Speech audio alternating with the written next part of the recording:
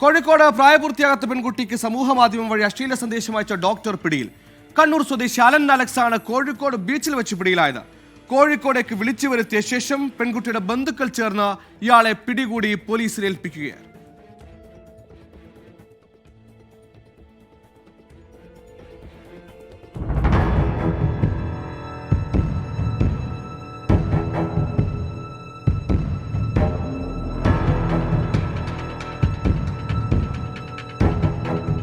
സമൂഹമാധ്യമം വഴി പരിചയപ്പെട്ട പെൺകുട്ടിക്ക് കണ്ണൂർ സ്വദേശിയായ ഡോക്ടർ നിരന്തരം അശ്ലീല സന്ദേശം അയച്ചുവെന്നാണ് പരാതി.